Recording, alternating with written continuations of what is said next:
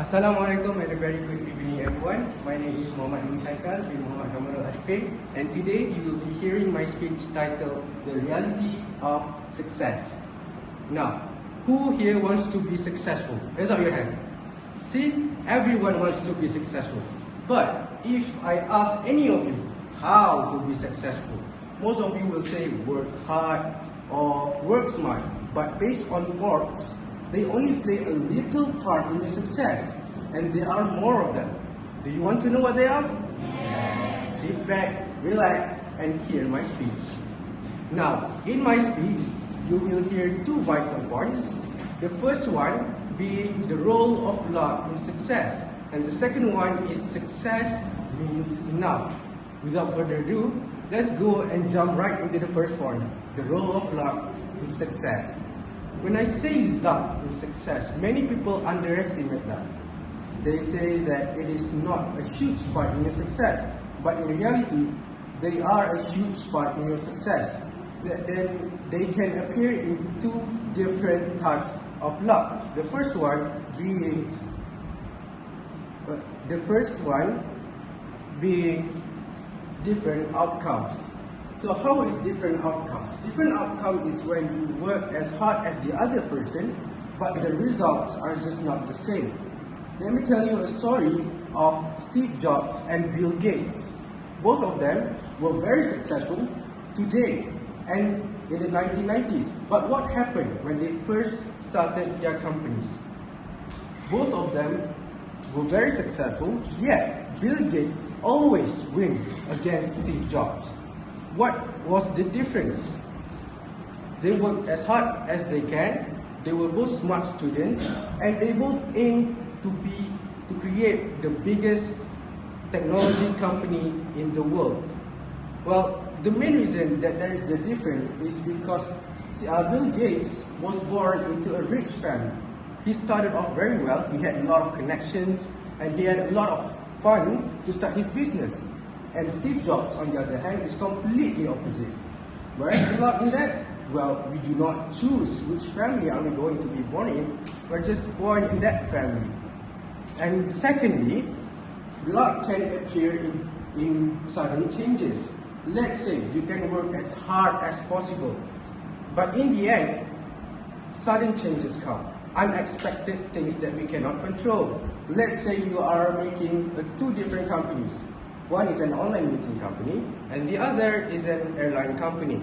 Before COVID, both of the companies can work pretty well and they can do whatever they want.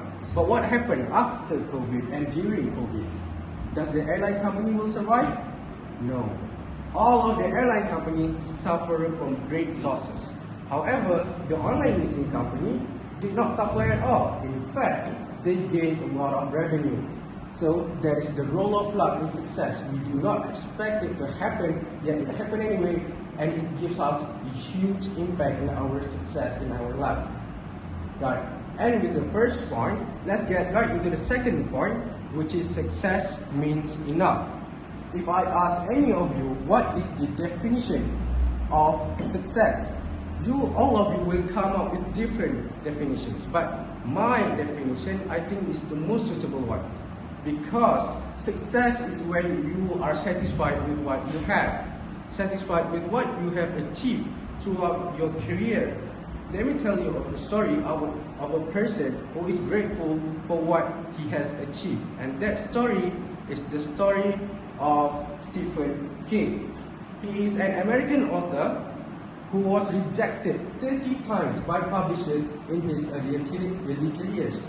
However, when a journalist asked him, "What keeps you going?"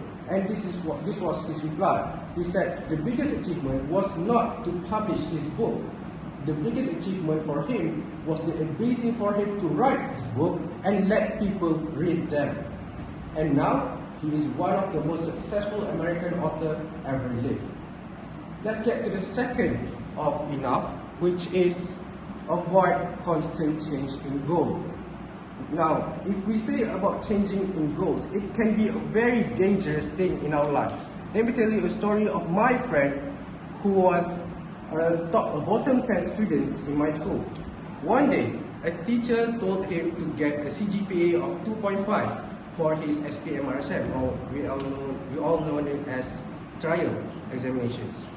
What happens? After months of studying with top students, he suddenly changed his target during the process to 3.0, which is far from what the teacher asked him to get. As a result, he did get 2.7 for his CGPA, but he was unhappy. Despite surpass the teacher's target, he was unhappy because he didn't achieve the target that he wanted.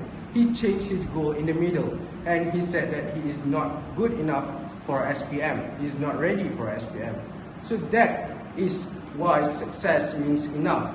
Success is when you are happy with what you have, and you can continue to do so and improve a bit by a bit. So, in summary, you have now listened to two vital facts about success. One is the role of luck in success, and the second one is enough. Success means enough.